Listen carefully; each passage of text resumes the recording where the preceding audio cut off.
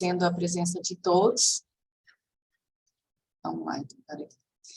Queria agradecer a presença de todos, especialmente, né, fazer um agradecimento à organização do evento, que está, né, possibilitando nossas ricas trocas aqui. Então, muito obrigada a todos que estão participando. E a gente vai dar início, então, à mesa Pragmatismo e Semiótica, que conta, né, com a apresentação de 5 trabalhos, né, da Fabíola Quequeto, Jorge Luiz Domiciano e Maria Eunice Quili Gonzalez, do Lucas Rafael Justino de Moraes, uma apresentação minha, né, Priscila Borges, com a Juliana, de um trabalho feito com a Juliana Rocha Franco, e finalizando com a apresentação do Renan Henrique Baggio. A gente vai seguir, né, seguindo a orientação da organização, a gente faz todas as apresentações e, no final, abre para fazer as conversas e as perguntas. Então, Fabíola, queria, né, te chamar para fazer a primeira apresentação. Muito obrigada. A palavra é sua. Obrigada a você, Priscila. Deixa eu só fechar aqui e compartilhar minha tela. Um minutinho. Eu vou controlar o tempo, né, de 15 minutos. Por favor. Para cada um, e aí te aviso, passados 10, para você ter ideia do tempo, tá? Beleza, obrigada.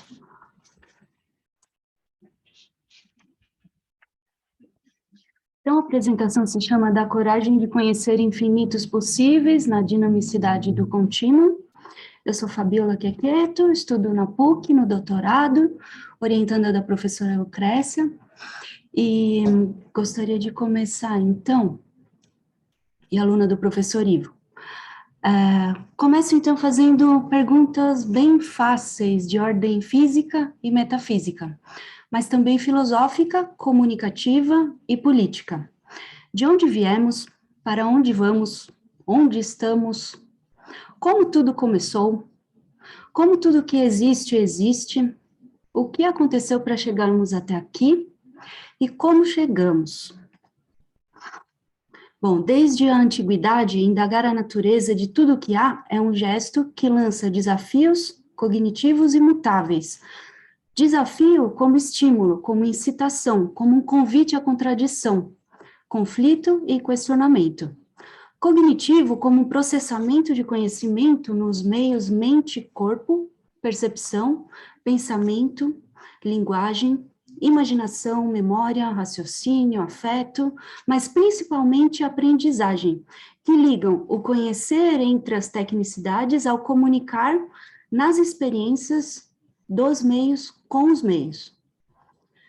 E imutável, pois feito de um presente sem e com história, em suas modificações e instabilidades. Sem história, porque um presente imediato e sempre novo, em tempo real, com recursos tecnológicos renovados nas suas evoluções e com história por seu resgate ubíquo no tempo e no espaço, recuperando histórias de tempos e lugares diferentes, em simultaneidade, que é um estratagema que a tecnicidade, ainda mais hoje em dia, permite repristinar. Pensar a totalidade explicativa da natureza instiga a cultura projetando modelos pretensiosos de respostas e principalmente proponente de grandes e completos e fechados sistemas, porém, refletindo sobre a incompletude de tudo o que há, em seu contraste do que não há, é possível levantar hipóteses do que pode ter ocorrido, do que está acontecendo e de um porvir, procurando novas formas de pensar e de viver a realidade. Nesse sentido, as cosmologias nos oferecem um vasto alimento para despertar outros ângulos da comunicação, de como diz Lucrécia Ferrara, da transformação dos meios em mídias, e vice-versa, pois, pode ser olhada e traduzida nos atravessamentos interativos entre naturezas e culturas, em escalas relativizadas umas pelas outras, e na interferência de seus efeitos performáticos. Desculpe. O modelo cosmológico de maior aceitação científica e ampla divulgação midiática, desde o início dos anos 70, foi o Big Bang, que atribuiu o começo do universo a uma grande explosão criadora. Essa hegemonia vem sendo atingida pelo exame crítico de diferentes propostas de cosmólogos do século XX até hoje, principalmente hoje. O cosmólogo brasileiro Mário Novello se opõe frontalmente àquele antigo cenário padrão do Big Bang, criticando a adesão massiva dos cientistas e do público, indicando que aceitar a definição do Big Bang sem a validação pela observação, que não é ainda possível, elege arbitrariamente o momento singular de condensação máxima dos elementos cósmicos como o começo do universo e recorre a uma concepção simplista que limita a investigação, o pensamento e não permite análises ulteriores. A convergência e conveniência de alguns fatores gerou uma ampla aceitação do Big Bang. Novello indica que há um conforto, a consagração dessa descrição científica da criação do universo, e não é por acaso que há uma larga adesão nas veiculações e divulgações midiáticas que impacta fortemente a popularização do modelo do Big Bang junto à opinião pública. Os principais fatores de aceitação do Big Bang, segundo Novello, foram, primeiro, o imaginário dos físicos na ausência de máquinas de acelerar partículas suficientemente potentes até o final do século XX. Foi ter agora, em 2012, esse recurso. A existência de uma configuração do modelo padrão do universo como fluido perfeito, em equilíbrio dinâmico, e as cosmologias mítico-mágicas de matriz arcaica, com a ideia de um começo único e singular, em particular a comunidade judaico-cristã. Em outras circunstâncias históricas e informacionais, na virada do século XX para o século XXI, vem sendo possível ensejar uma outra perspectiva, a do universo eterno dinâmico, um modelo que delineia um cenário não singular, no qual o universo não teria um começo, e diz Novello, abre aspas, condensação máxima nada mais é do que um momento de passagem de uma fase anterior para a atual fase de expansão. Esse estudo analisa de que maneira as incisões entre ambientes comunicativo, técnico e epistemológico fazem acontecimentalizam, 3 tempos históricos, nos quais se torna possível questionar e revisar as posições que parecem estáveis. É possível observar essas incisões na atual virada cosmológica do Big Bang para o universo eterno dinâmico, proposto por Novello, até que o empírico o confirme, o contraste. Assim, evocamos comparativamente 2 episódios de transição e cisão profundas no questionamento do estabelecido. Primeiro, o infinito, do medieval ao renascentista, com Giordano Bruno, e os possíveis, com Gabriel Tardi, na passagem do século XIX para o século XX. Na transversalidade desses conceitos afins, mas dissonantes, a doutrina do sinequismo, do contínuo, em Charles Sanders Peirce, relaciona continuidade e experiência, e oferece uma chance de intersecção que pode tensionar esses rastros e também ser colocada abdutivamente em debate. Enquanto na contemporaneidade, Novello questiona o modelo finito de universo, o naturalismo renascentista de Bruno assume os riscos de enfrentar a feroz inquisição da sua época e se coloca como enunciador de um outro modo de ver, arriscando-se em primeira pessoa ao apresentar as suas especulações acerca do infinito, do universo e dos mundos inumeráveis. Condenado, torturado e queimado vivo, ele cindiu épocas, criou diferença política e afetou radicalmente o nosso pensamento.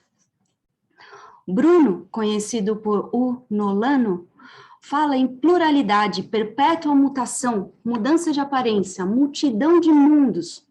E conforme Márcio Tavares do Amaral, abro aspas, ser e modos de ser, antecipando Spinoza. Fecha aspas. Além disso, Bruno fala de contiguidade de mais mundos orbiculares. Fecho aspas. O que faz pensar as interações entre mundos contíguos, descentralizando o geocentrismo reinante e até o antropocentrismo que triunfaria no iluminismo, elegendo o homem como medida de todas as coisas. Dizia Bruno, abro aspas, as necessidades, as leis do mundo têm um duplo conteúdo. Um conteúdo real, que é um pequeno ponto, e um conteúdo não real, as possibilidades, que são um todo infinito. A relação realidade e possibilidade seria retrabalhada quase 300 anos mais tarde pelo pensador francês Gabriel Tarde, em outras circunstâncias, mas com dificuldades de fundo em comum. Ao final do século XIX, Tarde reconhece que, abro aspas, sempre foram feitos maiores esforços, sobretudo nos dias de hoje, para reduzir a potência ao ato, para despojar o espírito humano da ideia metafísica dos possíveis, o que vem atormentando o homem há séculos. Fecho aspas. Ligando a ideia de possibilidade à dúvida, Tarde ensaia virtualidades do mundo como germe, como potência intercambiável e irrealizável infinitamente. E embora não sendo o real, os possíveis fazem parte íntima do real, em suas mudanças e formas, pois são simplesmente concebíveis, são potenciais latentes. Diz Tarde, abro aspas, no caso de duas massas extensas que se tocam, a ação só é de contato para os dois pontos contíguos. Fecho aspas. O que significa dizer que ação e virtualidade interagem e compõem-se mutuamente. Assim como minutos, tá, Fabiola? Obrigada, Priscila, combinado. Ligando... Opa, onde é que eu tô mesmo? Isso. Assim como Bruno ontem e Novello hoje, Percy, que era contemporâneo de Tarde no século XIX, também duvidava das certezas e dizia: o infalibilismo científico baixa um véu diante dos olhos, impedindo que as evidências de continuidade sejam discernidas. Fecho aspas. Por isso, uma abordagem falibilista pergunta das forças da natureza em relação à razão e conjectura que, diz Percy, abro aspas, se todas as coisas são contínuas, o universo deve estar passando por um crescimento contínuo da inexistência à existência. A realidade persiana consiste em sua persistência e regularidade irreconhecíveis, do contrário, no caos original, tudo seria um sonho confuso e não haveria existência. Todavia, se olharmos esse passado arcaico antes mesmo da representação, e não como uma origem lógica de passagem do inexistente ao existente evolutivamente, mas agora, na genealogia de uma crise da identidade das representações, será que podemos pensá-lo como possibilidade contígua do real e sempre pronto a diferir em existências múltiplas, se reativando pelo fazer interativo? Caos fértil de tudo que pode ser, ou seja, de todos os inexistentes, como faces avessas ao real, mas presentes em potência e necessários a toda e qualquer existência? Será? Por meio das traduções transformativas dessas realidades e suas consequências, seria possível identificar nos questionamentos disruptivos como se dão as relações entre ideias de infinito, possibilidade, eterno dinâmico e contínuo que, no nosso tempo se distinguem, mas estranhamente se entrelaçam no pensamento? Acabou. Muito, muito obrigada. Obrigada, Fabíola, Até parabéns. você. Foi ótimo dentro do tempo. Eu vou pedir para vocês guardarem um pouco, então, as questões, né, as perguntas para a Fabíola, e passo para a apresentação do Jorge e da Maria Eunice. Só Acho um que o Jorge que minuto. vai. Tá aparecendo, né? Ainda não. Opa, então. Agora? Aí, apareceu. Tá bom. Então, antes de tudo, bom dia a todas e a todos, né? Eu sou o Jorge Luiz Domiciano, eu sou da Unesp, né? Faço mestrado na Unesp, sob orientação da professora Nícia, né? Sou bolsista da CAPES. E a minha apresentação, eu vou tentar delinear uma pontuação geral sobre esse tema com esse título que eu vou ler, né? O tema do meu trabalho, então, é Informação Semiótica no Processo de Fixação de Crenças, um estudo da organização da vida na perspectiva persiana.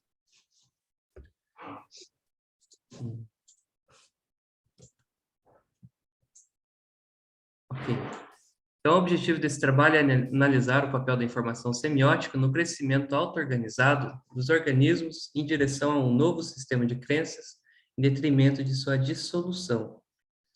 No contexto da pragmática e semiótica persiana, o problema que guiará presente reflexão pode ser assim enunciado. Qual o papel da informação semiótica no processo de geração e fixação de crenças? Então, as seguintes hipóteses nortearão, né, nessa reflexão. Primeira hipótese é de que existe um elemento racional instanciado na natureza que possibilita a passagem de um estado de dúvida para um estado de reestruturação sistêmica dessas crenças. A segunda hipótese é que a concepção de informação semiótica proposta por Peirce, caracterizada como um signo discente que reúne ícone e índice na delimitação de objeto informacional, permite fundamentar seus pressupostos de que o pensamento tem uma origem e existência cósmica. Então, agora dando umas pinceladas sobre a questão da cosmologia persiana.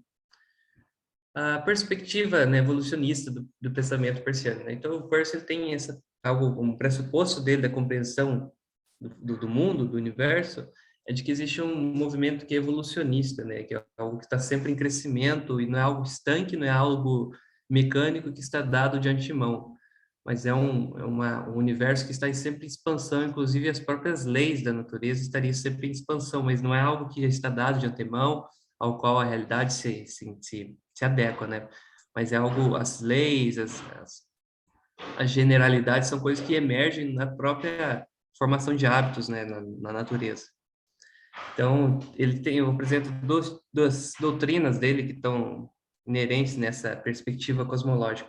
A primeira é do tiquismo, né, a doutrina do acaso ontológico, que é a ideia de que existe um acaso que escapa a qualquer tipo de regularidade, que é o acaso que está na origem, é como um princípio de onde surgem as leis e as regularidades da natureza. Então, essa perspectiva a ideia de que algo ontologicamente, algo que não se regula, não é dado, não é algo previsível, mas esse acaso ele prevê, né? Aliás, esse acaso, esse princípio do acaso, ele mostra que na realidade da natureza é sempre alguma coisa de novidade que está inerente a ela, né? Não é algo que pode ser delimitado por uma ideia de necessidade ou de mecanicismo. Só que, ao mesmo tempo que existe esse princípio do acaso, entre surgir a novidade sempre, existe o princípio da continuidade, né? Continuidade da mente ou continuidade da natureza, que é essa doutrina do siniquismo. Então, há esses dois princípios na cosmologia persiana que caminham juntos, né? Da novidade, da pluralidade, da irregularidade, que é o do acaso, ao mesmo tempo que há esse processo de continuidade, né? Então, agora o papel da informação semiótica no processo evolutivo da formação de crenças, do ponto de vista cósmico.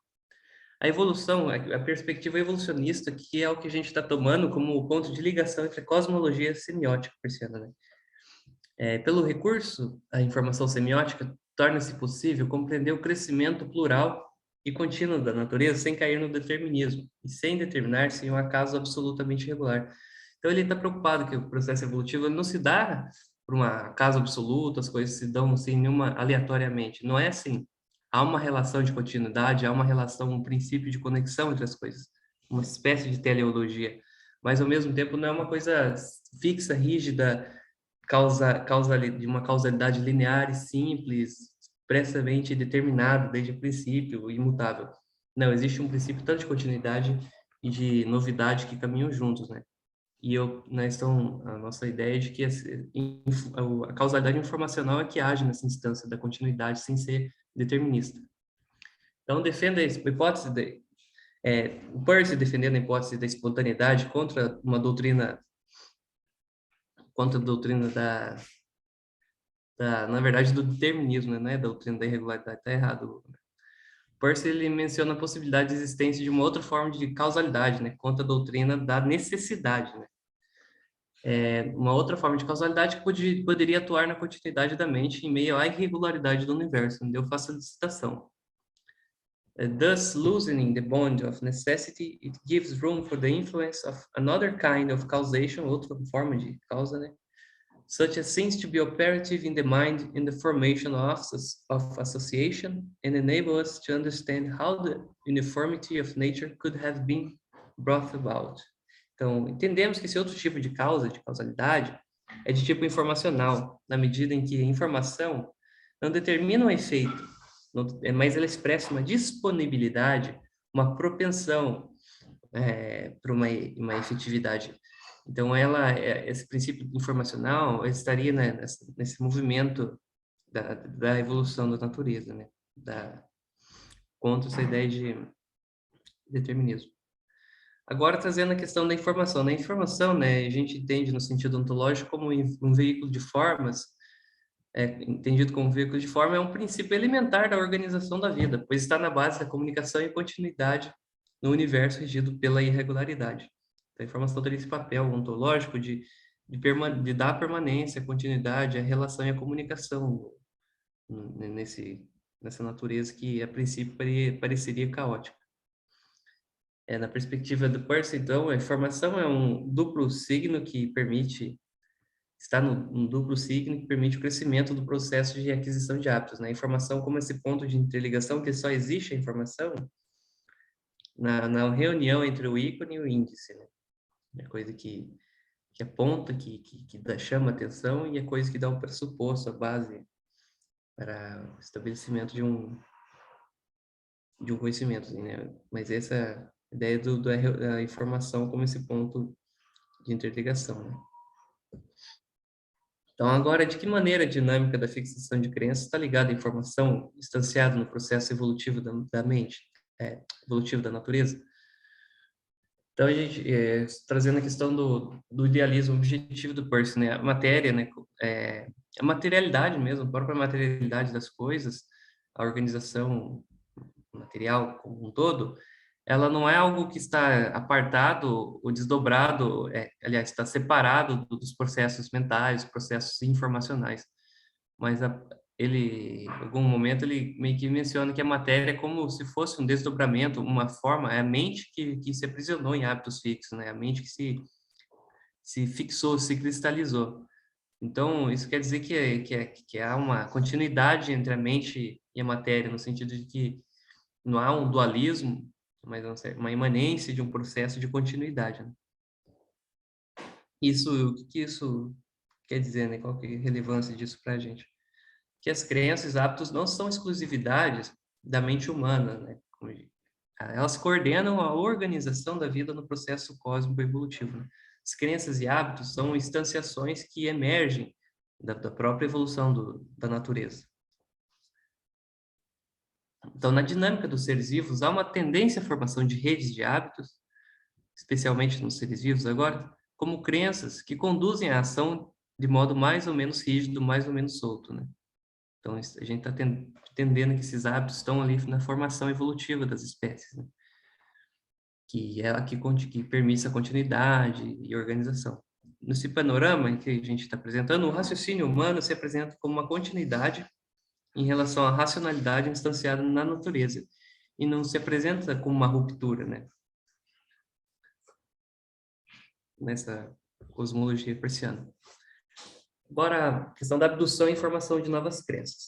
No efeito, agora, de uma perspectiva orgânica, talvez, de uma relação da dúvida, do perspectiva humana e tal, ou se a gente expandir a dúvida como uma relação natural de comunicação, como uma questão informacional, a gente entende que no efeito de uma dúvida real, que ela emerge por essa espontaneidade da natureza, que é causada pelo acaso, o indivíduo precisa reconfigurar seu sistema de crenças, formulando novas hipóteses que expliquem e ordenem sua realidade.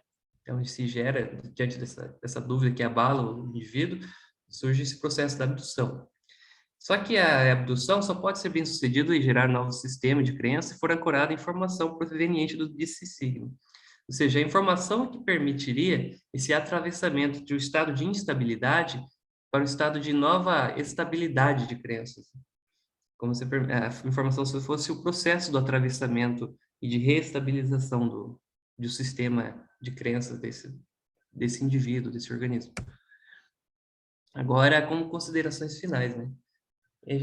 Alimentados por informação, os seres vivos incorporam um processo de auto-organização na conduta que lhes permite uma continuidade no tempo. Uma auto-organização que é sempre suscetível às intervenções do acaso, né? Não é algo estável, estanque, fechado. Por exemplo, diante de um fato novo, proveniente de interferências desse acaso, emerge a dúvida real que eventualmente produz um abalo nas estruturas organizacionais de um organismo. Nesse momento crítico, abre-se ao organismo vivo a possibilidade da desestruturação, que pode significar a sua morte, mas também existe a possibilidade do reestabelecimento de suas crenças em novas e ampliadas bases.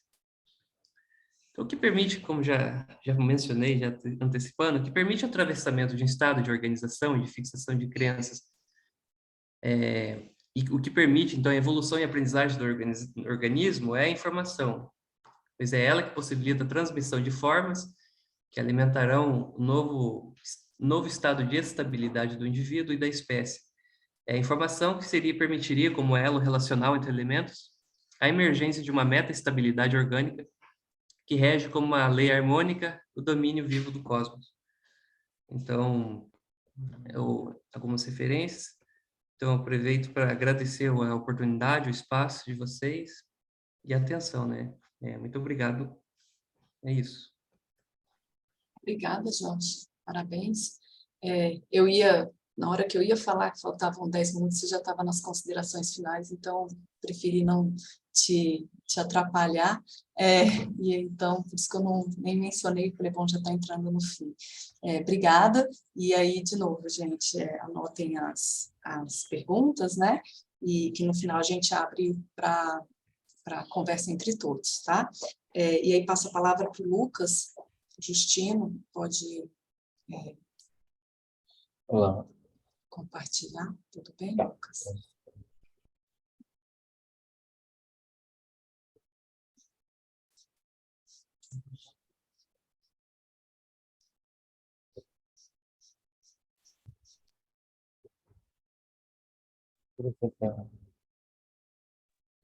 Já apareceu.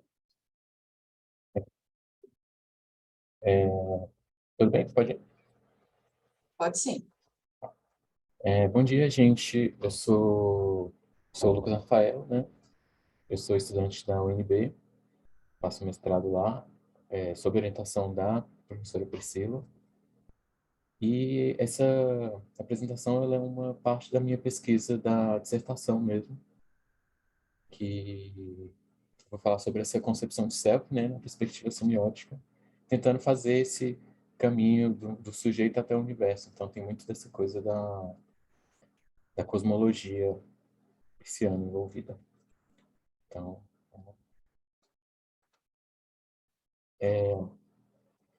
a presente comunicação busca caracterizar a concepção de self em concordância com o pensamento de Charles Sanders Peirce.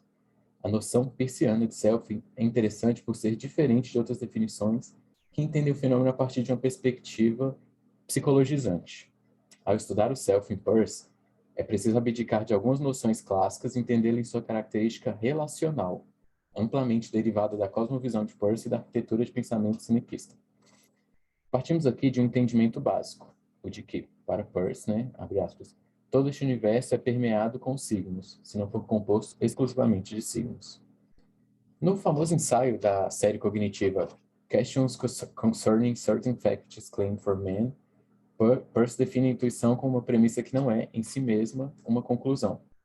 Santaella aponta para a resolução de Peirce. Mesmo que haja intuição originária, não temos meios de saber se elas são, de fato, originárias. Fecha aspas.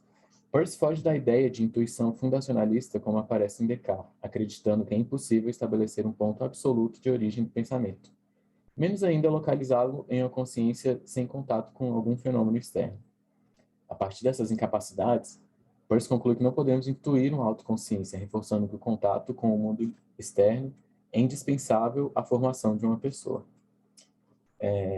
Neste ensaio, Peirce defende um self que é percebido através da ignorância, pois o indivíduo só toma consciência de si a partir do momento em que percebe como o mundo externo se diferencia de seus desejos e expectativas.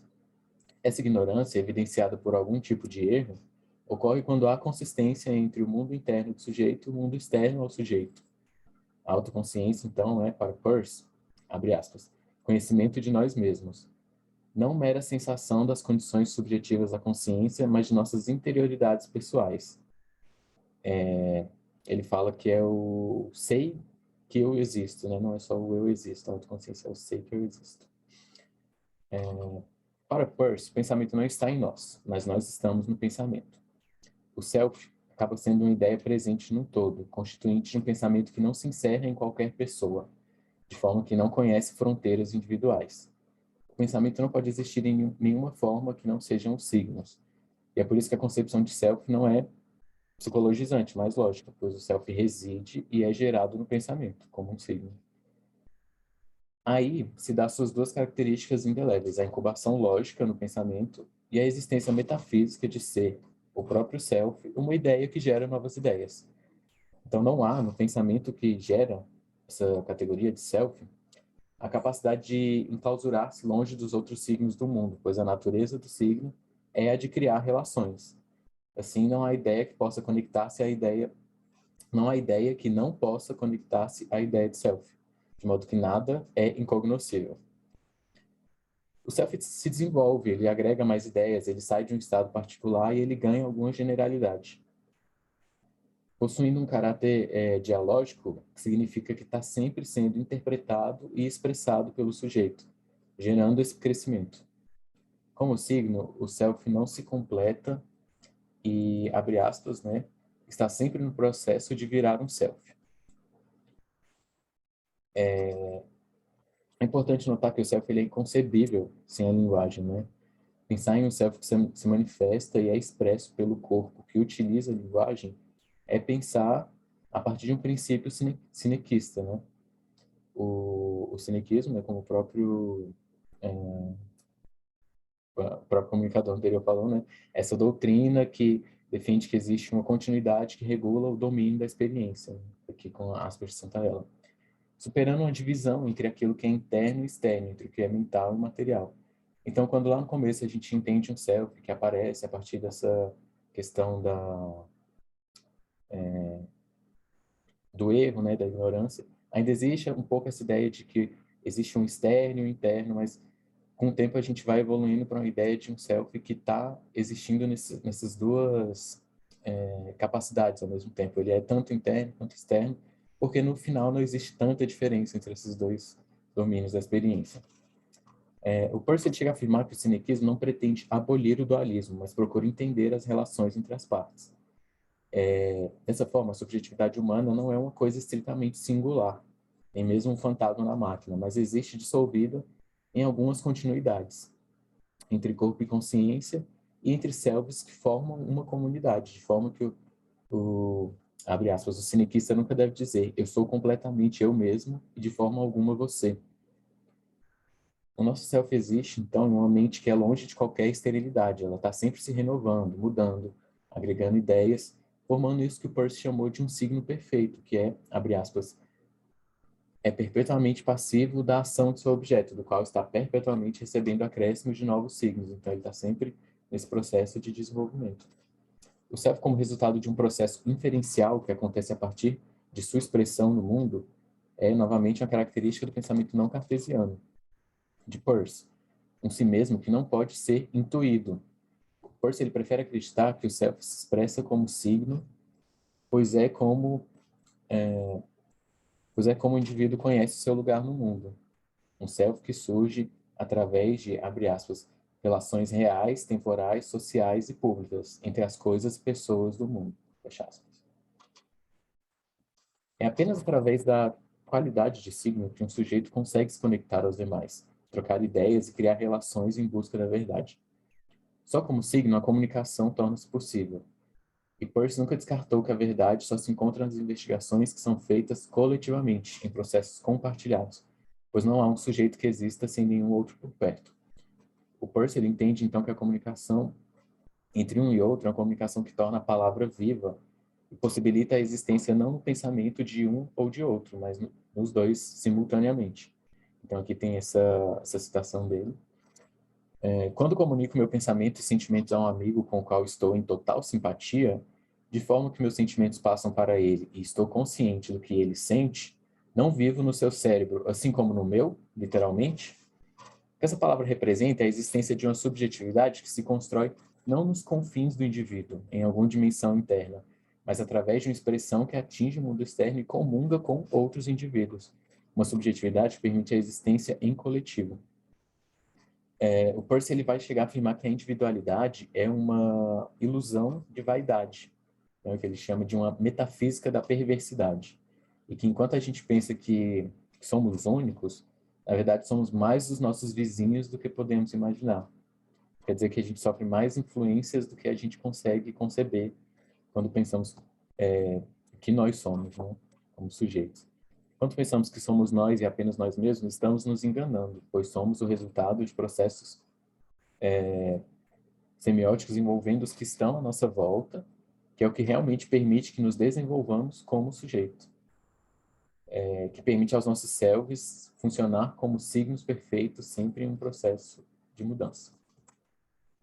O Peirce ele constrói uma analogia da razão como um desenvolvimento que acontece através da semiose, desde a origem do universo em direção ao que ele chamou de razoabilidade concreta. O crescimento das ideias é um ato no qual todos estamos envolvidos, buscando uma verdade que, segundo Santaella, está atrelada ao próprio escopo da investigação, ou seja, a verdade que se encontra em construção, em constante processo de vir a ser. Portanto, o sujeito se realiza participando desse processo de crescimento das ideias.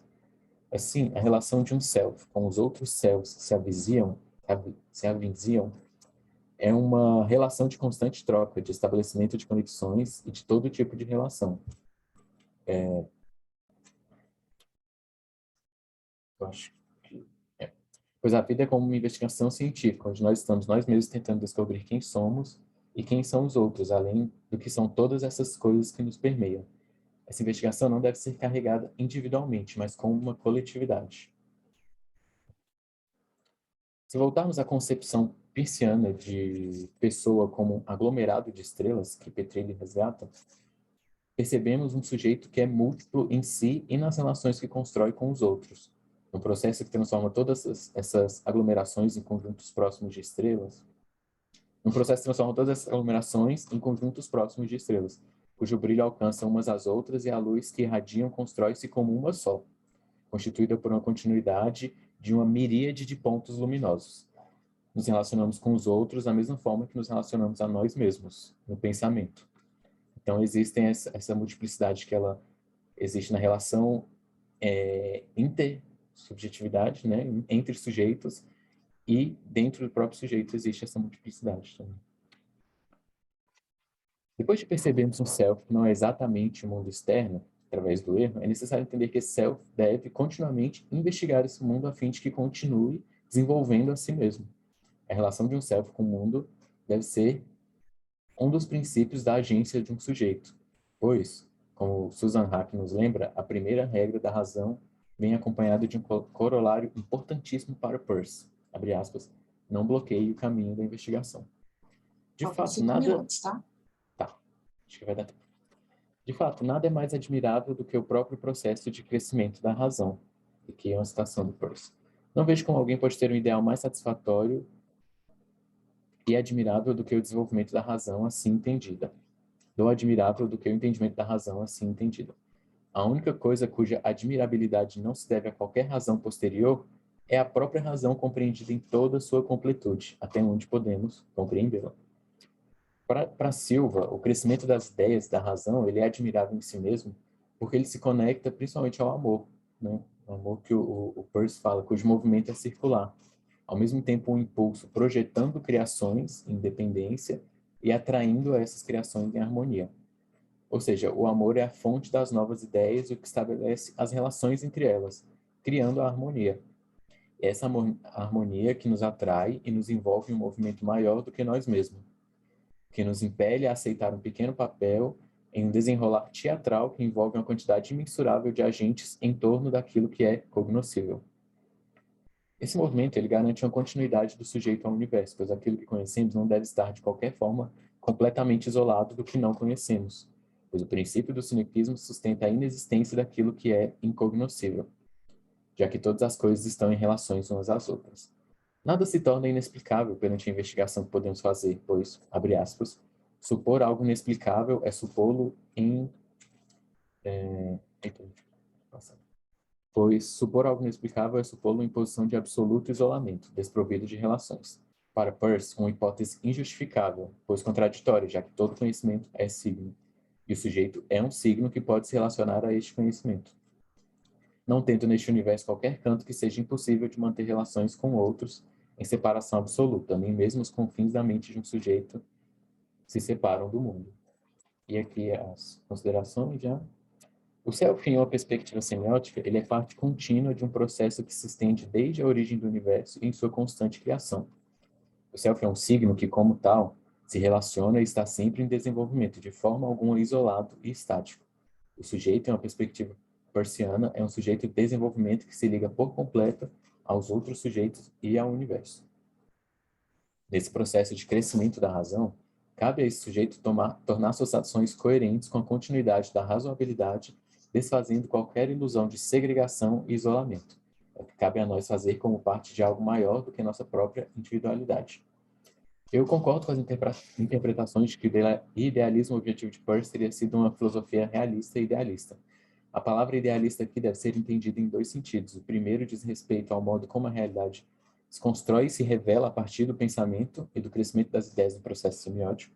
Já o segundo diz respeito à própria característica da realidade de buscar um ideal, em sua natureza teleológica que leva à razoabilidade concreta.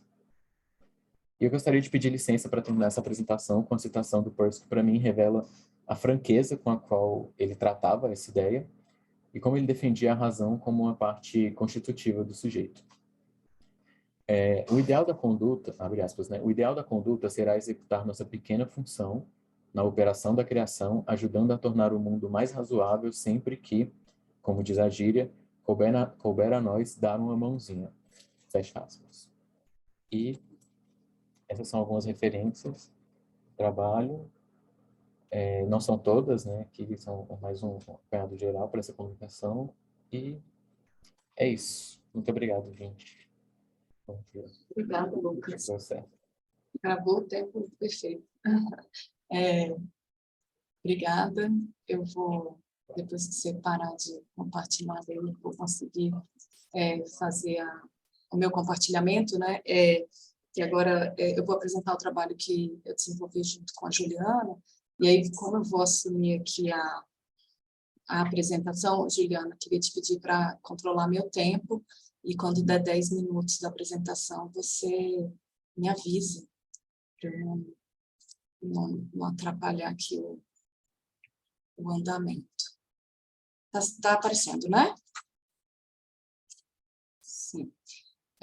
Bom, então, eu vou começar, né? O nosso trabalho é sobre os processos inferenciais, os caminhos de investigação no sistema de 66 classes de signos, trajetórias no mapa das semioses possíveis.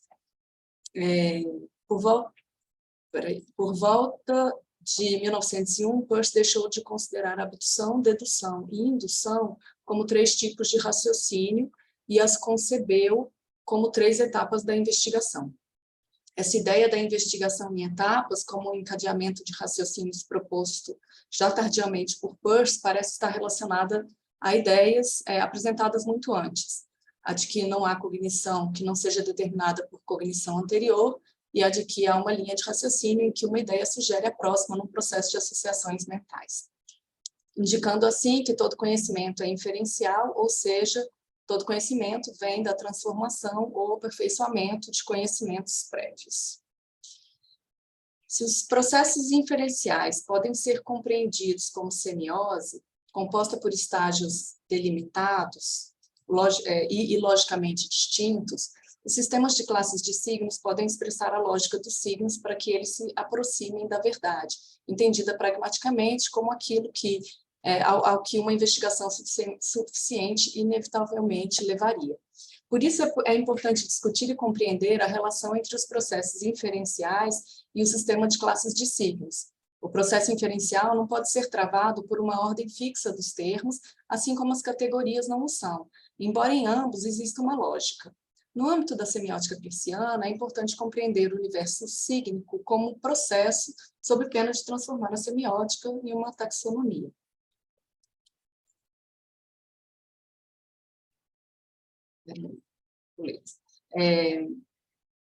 Partiremos de processos inferenciais particulares que podem escapar de uma lógica pré-determinada, com o objetivo de demonstrar que nem sempre processos inferenciais particulares cumprem todas as semioses possíveis em seu percurso, o que culminaria, em termos lógicos, em um interpretante final.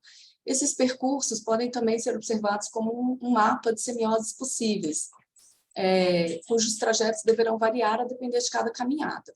Para demonstrar isso, tomaremos um sistema de 66 classes, descrito por um modelo visual chamado Sign Tree, que eu desenvolvi no meu doutorado, e o processo de descoberta pelo médico e cientista brasileiro Carlos Chagas, da tripassonomíase americana, também conhecida como doença de Chagas, na primeira década do século XX. Então, é uma tentativa de mostrar esse processo de descoberta científica a partir junto com as classes de signos. Tá? Carlos Chagas ingressou como pesquisador no Centro Soroterapêutico Federal em Manguinhos, em 1907, e foi designado por Oswaldo Cruz para combater uma epidemia de malária que assolava o norte de Minas Gerais. Em 1908, ao examinar o sangue de um macaco da região, Chagas identificou um protozoário do gênero Trypanosoma, que batizou de Trypanosoma minacense.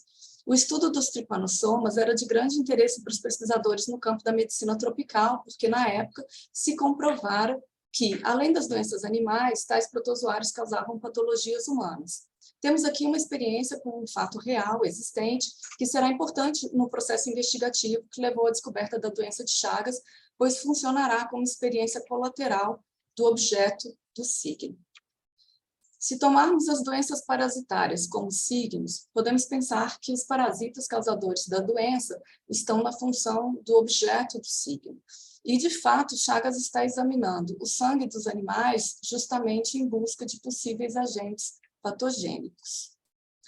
As amostras de sangue dos macacos são os signos com os quais Chagas experimenta, partindo da hipótese de que os macacos podem ser hospedeiros e, por isso, poderiam estar infectados, o que o levaria a descobrir um patógeno causador de alguma doença.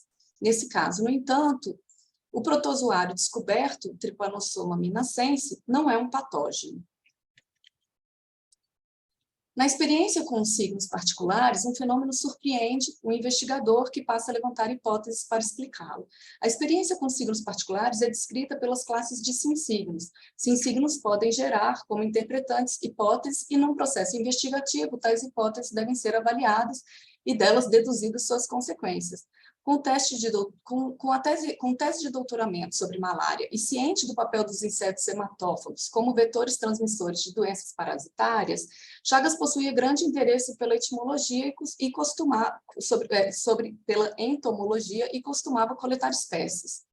Foi assim que, numa parada durante uma viagem, um engenheiro mostrou-lhe um percevejo muito comum na região, conhecido popularmente como barbeiro.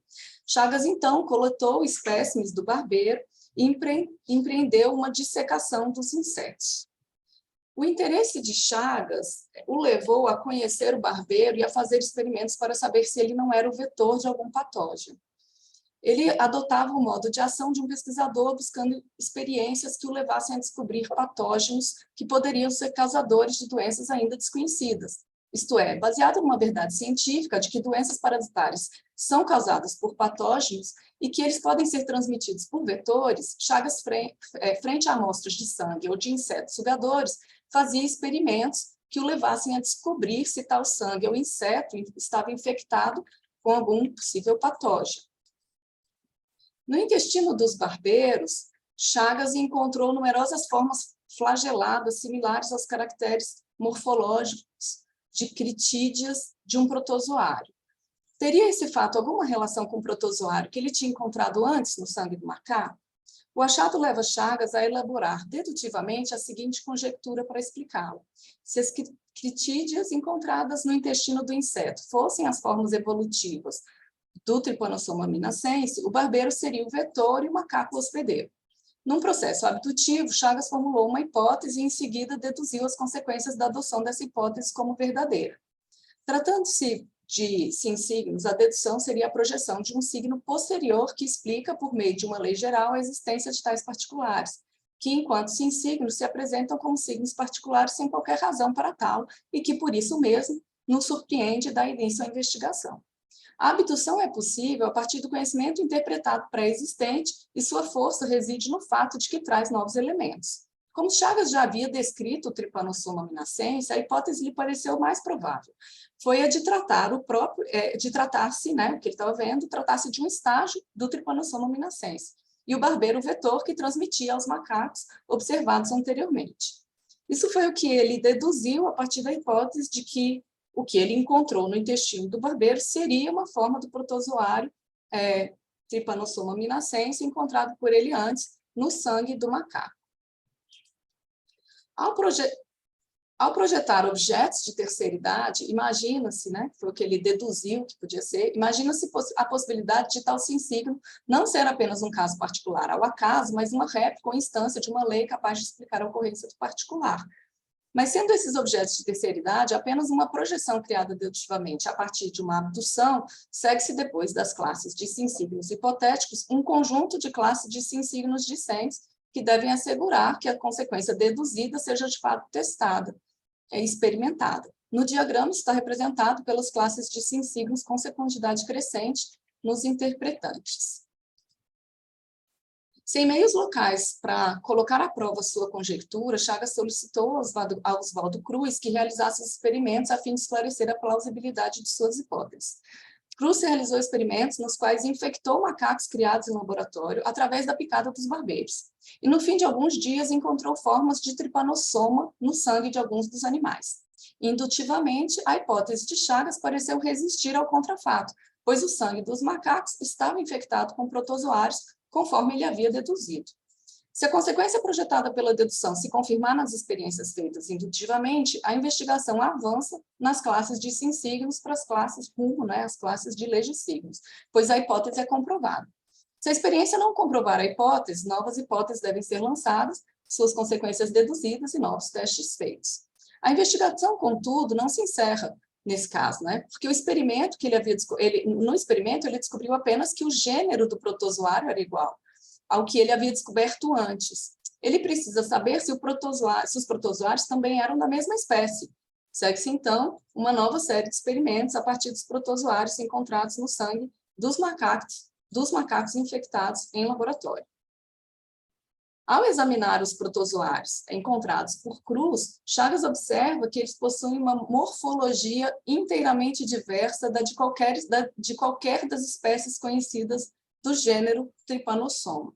Então, aqui o resultado da experiência nega, né, a hipótese apresentada. Obrigada. A experiência invalidou a hipótese relativa à espécie e levou Chagas a descobrir uma nova espécie, que foi denominada Trypanosoma cruzi, em homenagem a Oswaldo Cruz, que o ajudou na investigação. A identificação do inseto hematófago e, em seguida, a verificação no seu interior de um protozoário desconhecido, junto com o conhecimento científico consolidado de que patógenos e vetores podem estar relacionados a doenças parasitárias, levaram Chagas a formular a hipótese da existência de uma patologia. A pesquisa seguiu a direção da conjectura de que o tripanossoma encontrado era patogênico. Isso foi feito construindo modelos plausíveis de mecanismos por analogia que descrevem a relação entre um caso e um padrão observado de eventos em outras doenças similares. A partir da hipótese de ser um tripanossoma patogênico, Chagas deduz que há um modo de transmissão a hospedeiros e devem haver manifestações clínicas e cria experimentos para testar todos esses aspectos. Primeiramente, ele procedeu ao estudo de suas propriedades patogênicas em animais de laboratório e estabeleceu experimentalmente o papel transmissor do barbeiro. Com isso, Chagas identificou o patógeno e o seu modo de transmissão. Entretanto, ainda não havia nenhuma descrição clínica da doença e nenhum quadro clínico que correspondesse à sua presença. Em geral, a pesquisa em saúde parte da doença e seus sintomas em busca de sua causa. No caso de Chagas, em um movimento abdutivo, ele partiu do agente causador de uma possível doença, que era o vetor e o parasita, que ele encontrou, para procurar aquilo que poderia muito provavelmente seguir logicamente, o quadro clínico da doença. Com a hipótese sobre sua existência, Chagas retornou a Minas Gerais em busca de um quadro clínico para comprovar sua conjectura. Na tentativa de encontrar outros hospedeiros vertebrados, do Trypanosoma cruzi, e suspeitando que um homem pudesse ser um deles, hipótese reforçada por seus conhecimentos sobre malária, Chagas efetuou exames de sangue nos moradores de casas onde houvesse barbeiro. Investigou também o sangue de animais domésticos e descobriu um gato com o Trypanosoma no sangue e logo depois uma criança com 2 anos de idade, febril, com o mesmo parasita no sangue, que se tornou o primeiro caso conhecido da doença. Como pode ser observado, são caminhos de pensamento que produzem conjecturas vagas, singulares, particulares e originais que são combinadas, selecionadas e aperfeiçoadas até que se produzam evidências que tornam inevitável uma mudança na conduta coletiva. Chagas, como cientista, ao longo do processo, é guiado por uma verdade, entendida pragmaticamente, que orienta suas ações e experiência como cientista. No modelo, né, do diagrama Sign Tree, essa verdade está assinalada no galho azul da terceira idade. Essa verdade faz com que ele busque uma doença que ainda não se apresentou. Em termos semióticos, ele busca por um signo com o qual não teve experiência ainda. O legissigno simbólico, essa descrição geral do funcionamento das doenças parasitárias, norteou sua busca por suas instâncias em forma de signos no mundo. Por que ele faz isso? Porque ele tem diversas outras experiências com signos que mostram os objetos, que é o parasita, o vetor e o modo de transmissão, desse signo possível, que é a doença causada pelo parasita no hospedeiro. Bom, gente, é isso. Obrigada. Espero que tenha dado para entender minimamente, acompanhar as imagens.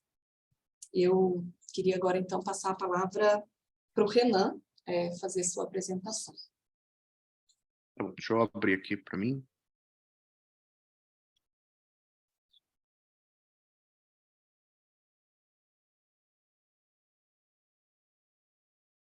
Só preciso abrir. Aqui. Bom, então, bom dia a todos, né? Eu vou começar a leitura. Só deixa eu ficar bem na frente dos slides aqui, essas telinhas. Aí, ok. Então, o meu trabalho, cujo título é A Natureza Agápica da Conduta Pragmática ou Como Ser Otimista em Tempos de Desprezo pela Ciência. Eu vou ler o texto, eu fiz duas versões, tanto em português quanto em inglês. Estão ambas na tela, se eu conseguisse mudar. Aí. Então, em 2018, no 18º Encontro Internacional sobre Pragmatismo, o professor Nathan Hauser ministrou uma brilhante conferência na qual analisava os fenômenos políticos da atualidade e sua relação direta com os novos modos de conduta que cresciam sob influência das redes, sobretudo dos memes. A conferência, que se tornou um artigo, convidou-nos a pensar como as práticas coletivas para o desenvolvimento humano estavam sob ataque. A desintegração da mente social, como chamou o autor. A discussão havia somar aos esforços para compreender e caracterizar a ascensão no Ocidente de partidos e posições de extrema-direita, que se intensificou na última década, sobretudo pelo uso das redes e estratégia de disseminação de fake news. A transmissão de crenças por contágio, possibilitada principalmente pela ludicidade dos memes, fez aumentar a desinformação e prosperar ambientes férteis para o crescimento do ódio e perseguição dos diferentes. Nesse contexto de desconfiança instaurada e apego a crenças duvidosas, o conhecimento científico, baseado em análises sérias e testes competentes, sofre ataques constantes e vê sua credibilidade ser desacreditada por uma avalanche de narrativas que, mesmo sem nenhum respaldo em fatos, é impulsionada pela dinâmica imediata e saturada das redes. Tal cenário faz suscitar questões importantes. Renunciar à investigação científica, substituindo-a pelo conforto epistemológico garantido pelos mecanismos das redes, pode levar à degradação da espécie humana, uma vez que a representação da alteridade ficará comprometida? O aumento expressivo de acesso à informação, um dos fundamentos do Estado democrático, poderia, inversamente do esperado, condicionar a humanidade à desinformação e ao afastamento da realidade? A hipótese que defenderemos nessa apresentação consiste em negar a real consolidação de tal cenário catastrófico. Embora possamos buscar a recusa a esse modo de conduta e suas danosas consequências por meio de uma análise semiótica e averiguar os reais significados implícitos nos conceitos de informação, desinformação, ciência, etc., apresentaremos aqui um caminho de natureza essencialmente filosófica. A lei evolucionária do amor criativo, o agapismo, nos fará chegar harmonicamente a um equilíbrio e garantirá que o fato seja considerado em toda a sua roupagem, ao mesmo tempo em que suas versões alternativas se tornarão cada vez menos influentes. De modo concreto, a lei do amor criativo se instancia na conduta pragmática, naquela que possibilita o real aprendizado por meio do diálogo constante com o mundo. O agapismo é apresentado por Peirce no texto Evolutionary Love, diante da análise feita pelo autor das teorias acerca da evolução que ganhavam força em sua época, tais como a seleção natural definida por Darwin e a lei do uso e desuso concebida por Lamarck. Na concepção peirciana, não há recusa das teorias da evolução vigentes, mas o autor entende que nenhuma é capaz de representar com precisão a evolução, que, para além da vida no planeta, deve se estender para todo o universo. Nas palavras de Ivry, da análise dessas teorias e da ideia de tendência de expansão daquele substrato primordial de natureza mental, amalgamando seus elementos em um contínuo, que o autor irá reconhecer a necessidade de 3 formas de evolução, as quais devem acolher as teorias darwinistas e necessitaristas e, simultaneamente, amplificar aspectos da teoria lamarckiana.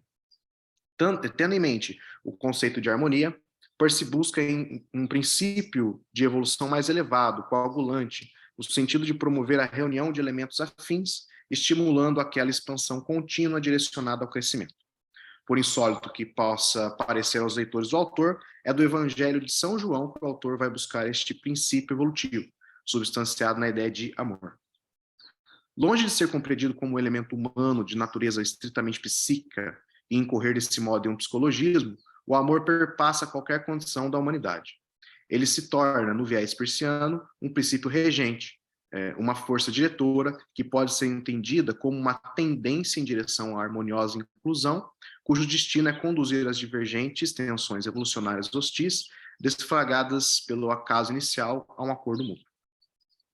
Peirce encontra lugar em suas discussões para os princípios evolutivos defendidos em sua época, mas o supera em virtude de suas exigências filosóficas, principalmente decorrentes da elaboração das categorias fenomenológicas. As dimensões mediadora e generalizadora do agapismo o tornam um princípio harmonizador e redutor da força bruta, colocando-o sob o domínio da terceira categoria.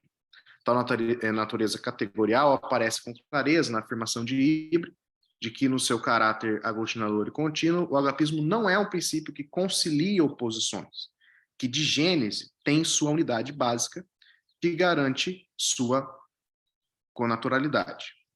Pois, as palavras de Peirce, o amor não pode ter um contrário, mas deve incluir aquilo que lhe é um extremo oposto. O evolucionismo marca um importante papel da filosofia de Peirce. O autor trata de um evolucionismo cósmico, de movimentos de natureza mental, que se desenvolve pela lei do hábito, processo que ganha significado expressivo ao ser chamado de aprendizagem, correção de erros e busca por equilíbrio ou harmonia. Nessa busca, o princípio do amor criativo mostra-se operante no universo e leva Peirce a formular aquilo que chamou de regra de ouro do amor. O movimento do amor é circular, num único e mesmo impulso, lança suas criações rumo à independência e as atrai de volta para a harmonia. De fundamental importância notar como as ideias de independência e harmonia não são tomadas em uma relação de contrariedade que poderiam sugerir. A força aglutinadora do amor é suficiente para deixar ser o que é, ao mesmo tempo em que participa de um todo maior. Independência e harmonia são, desse modo, princípios básicos da própria aprendizagem, que se mostra como um convite para a experiência singular, para que a experiência singular só encontre sua real fundamentação ao participar de e colaborar com um todo harmônico. O princípio agápico, portanto, rege toda aprendizagem, mudança e síntese, ao mesmo passo que toda novidade. Promove o crescimento rumo a um fim que, por ser ele mesmo regido pelo amor criativo, também está em evolução, não sendo, portanto, fim determinado, mas esperado. Uma vez que o agapismo aparece como lei operante no cosmos, já é possível delinear a possibilidade real de crescimento harmônico no acesso a informações confiáveis e ressignificação da conduta nas redes. A tendência fundamentada no ideal agápico é que o uso constante e cada vez mais expressivo das redes nos possibilite a real aprendizagem de como utilizá-las, de modo que seus resultados estejam atrelados ao real e não distantes dele. O que devemos pensar, então, é como a lei agápica, sendo de natureza geral, pode exercer influência direta na conduta e auxiliar em seus avanços, gerando, assim, a aprendizagem.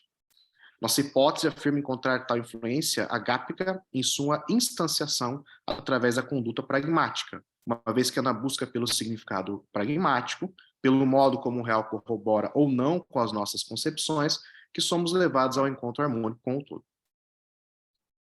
Em How to Make Our Ideas Clear, Peirce introduz os efeitos práticos de uma ideia como elemento que deve conduzir qualquer investigação. É através dessa discussão que o autor apresenta a primeira formulação da máxima pragmática. Considere quais efeitos que concebivelmente poderiam ter consequências práticas, concebemos ser o objeto de nossa concepção. Então, a concepção desses efeitos é o todo de nossa concepção do objeto. Tal máxima, embora redigida em 1878, apresenta o cerne de toda investigação de cunho peirciano, pois assume a natureza hipotética das inferências e a necessidade de teste empírico das consequências que delas extraímos. As consequências práticas de uma concepção são estabelecidas por meio desse processo de investigação, configurado na tríade de abdução, dedução e indução, que fundamentam o método científico, e confirmadas através da conduta.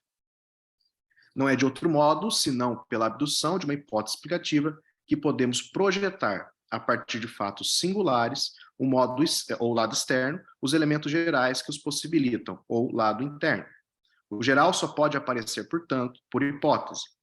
Diante da hipótese, cabe à dedução propor como, então, o geral deveria aparecer, isto é, como a realidade se instanciaria se a forma como foi representada na hipótese estiver correta. Desse modo, fica claro o motivo pelo qual a indução não pode ser de natureza geral, cabendo a ela apenas verificar se o modo como os eventos particulares se comportam corroboram com a generalidade da hipótese, para, a partir disso, aumentar ou diminuir o grau de confiabilidade na forma como o real é representado. Não cabe à indução falar sobre o lado interno, isso é papel da abdução, mas sim colaborar com a curadoria do lado externo na sua análise e verificação. Se analisada dentro do aspecto das ciências normativas, a conduta pragmática pode ser tomada como uma postura que revela o que devemos fazer. Dizendo de outro modo, revela a partir daquilo que o real é, como deve ser o bem agir. Santaella nos diz, como uma doutrina lógica ou um método para determinar o significado de conceitos intelectuais, o pragmatismo aponta diretamente para a importância da ética. Ao insistir na análise das consequências práticas de uma concepção, o pragmatismo assume a conduta como elemento pelo qual a verdade deve ser buscada. Nesse sentido, a investigação científica é o meio pelo qual a máxima pragmática é efetivada. 5 minutos. Isto posto, a relação entre pragmatismo, investigação científica e agapismo começa a aparecer com maior clareza. O teste de hipóteses e suas correções se consolidam como princípio de aprendizagem, e ao aceitar a real natureza da mente científica, aquela capaz de aprender com experiência, somos guiados à lei evolucionária do amor criativo. A conduta pragmática produz relações aglutinadoras que levam os investigadores ao consenso. Nesses termos, a noção de verdade aparece fundamentada em um princípio lógico evolucionário que a vê como um impulso que nos convida a conhecer o que o real é, ao mesmo tempo em que participamos dele. Aplicar a máxima pragmática na curadoria das concepções implica manter o compromisso com a verdade, conduzindo-nos, de um ponto de vista ético, a relações harmônicas com o todo. A natureza agápica da conduta pragmática é o guia que nos direciona ao bem comum e, desse modo, apresenta também sua dimensão estética. É por esse viés que as doutrinas do pragmatismo e do agapismo estão em perfeita sintonia, pois a busca da verdade não se trata mais de estratégia epistemológica para o domínio da natureza, mas sim princípio que nos conecta com o todo, em total equilíbrio. A verdade permite estabelecer conexões que estimulam a aprendizagem enquanto projetam para a evolução. Como então ser otimista em tempos de desprezo pela ciência? Saber que há uma lei aglutinadora operante que busca harmonia e equilíbrio é um passo importante. Outra importante observação é notar o modo como a alteridade tem sido implacável com as posturas negacionistas, determinando a relevância da conduta pragmática na busca do significado real das concepções. É certo que a velocidade com que as redes disseminam conteúdo é assustadoramente grande, mas a realidade tem mostrado em seu próprio ritmo o que a falta de respaldo nos fatos pode gerar.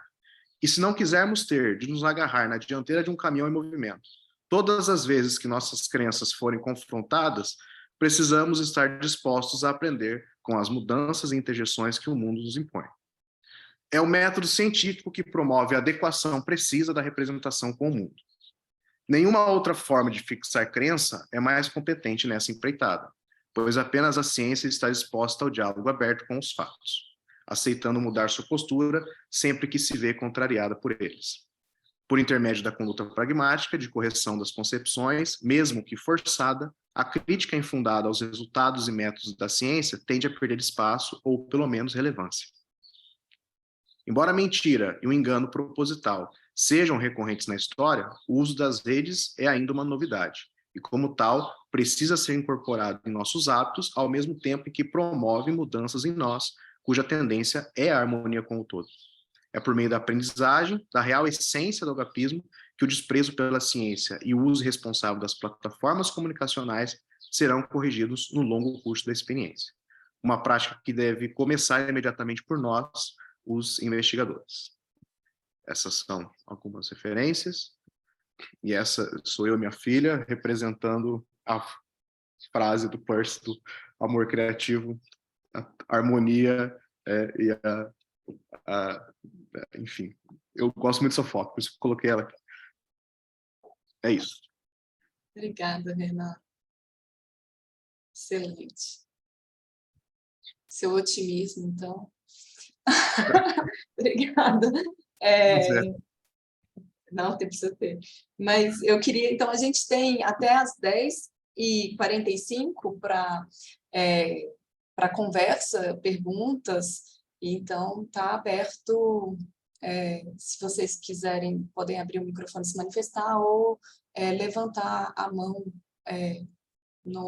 aqui no chat, no próprio programa, né, na plataforma. Fabíola, pode falar, Fabíola. Levantando a mão de verdade. Queria comentar e fazer algumas perguntas para os colegas. Então, começaria pelo Jorge. Cadê o Jorge? Oi, Jorge. Eu fiquei me perguntando sobre seu trabalho, quando li o resumo, e agora tive uma noção melhor. Você coloca bastante a questão da informação. Isso me interessa muito, saber o que você pensa. Eu me perguntei, em primeiro lugar, qual informação não seria semiótica? Segunda coisa, você fala bastante das interferências do acaso, né? Aqueles abalos, e isso desestruturaria uma organização. Se a informação, como você diz, é um veículo de formas, e se o acaso desestruturaria esse veículo de formas, eu queria perguntar assim, esse processo de atravessamento de uma estabilização, ele é só isso ou ele pode ser alguma outra coisa? Porque, no meu entender, a informação me parece ir além do atravessamento de estabilizações. Me parece que ela não caminha somente para uma coisa organizada. Por quê? Me pegou muito naquela parte onde você fala morte e possibilidade. E eu vi tanto no meu trabalho quanto nos colegas que existe o caminho da morte, o caminho da entropia, mas também o caminho das possibilidades. Eu queria ouvir um pouco mais sobre isso. Tá. Na verdade, obrigado pela pergunta. Bom, informação, fala que informação não é semiótica, a gente enfatiza a informação, eu estou enfatizando a informação semiótica porque eu, com os estudos que a gente tem lá na Unesp, com a Nice, com a professora Mariana e tal, a gente estuda a informação não necessariamente na perspectiva do Peirce, entende? Assim, na informação ecológica, informação cibernética e assim por diante. Então, eu especifiquei informação semiótica porque é uma concepção específica do Peirce, né, que é essa abordagem que a gente está fazendo. Então, é nesse sentido, porque a gente poderia apresentar a informação numa outra perspectiva. Mas em Agora, relação, desculpa, Jorge, mas em relação a essa perspectiva, as outras perspectivas que você estuda tensionam, correspondem, fazem alguma diferença em relação a essa do Peirce, no seu ver, ou não? assim, tem algumas perspectivas diferentes. Por exemplo, a perspectiva, existe uma perspectiva mais metodológica,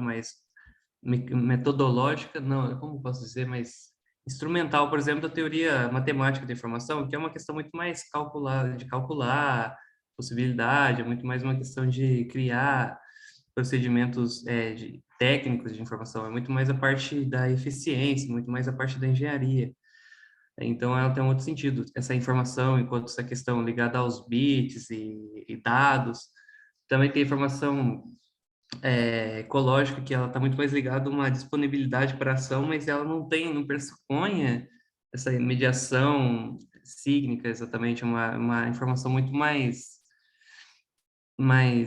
incorporada nas relações ambientais, assim, não que da semiótica não seja, mas eu acho que talvez tenha apreensões de informação que seja menos ampla do que do Peirce, porque do Peirce, ou a informação semiótica, ela compreende toda uma visão de mundo, uma metafísica específica que tem essa compreensão, né? Tem tantos pressupostos da filosofia peirciana. Eu acho que tem essa diferença, sim. Agora, se a professora Nis que está aí puder me ajudar melhor depois, porque realmente você me pegou com essas perguntas muito muito boas, Posso inclusive. só complementar rapidamente, Fabíola? Muito obrigado pela sua pergunta. Você sabe que o Peirce desenvolveu 2 etapas no estudo da informação. Uma, análise da informação proposicional e segunda, análise semiótica. Então, na proposicional, ele estava quase que operando no domínio da linguagem, e na semiótica a coisa ficou muito mais aberta, né? Me parece que a diferença fundamental entre a abordagem semiótica e essas outras correntes é que nós estamos falando no mecanicismo. A abordagem, por exemplo, na teoria matemática da informação, ela é estritamente mecanicista, que é uma restrição muito forte da concepção peirciana de informação. O Detienne está aqui, acho que ele pode complementar esse ponto ao final, se a gente puder. Não sei se respondi. O mecanicismo é que faz toda a diferença. Tá? Obrigada. Só também um comentário que você falou de que informação, se informação seria afetada pelo acaso. Eu acho que a informação ela é essa mediação que, na verdade, permite a continuidade, né? Acho que a informação em si não é afetada, a informação é aquela estabilidade que permite a continuidade no meio de possíveis abalos, né? Acho que eu penso assim. Mas eu não lembro mais, é outra questão, se ela permite a organização e a metastabilidade, né, do organismo. Acho que informação como ela é esse atravessamento que permite o organismo ali evoluir e se estabilizar e se transformar aquele primeiro estado de crenças para outro mais organizado e tal. Mas eu não sei se deu para perpassar alguma coisa do que você disse. Sim, obrigada. Jorge, Eunice, valeu.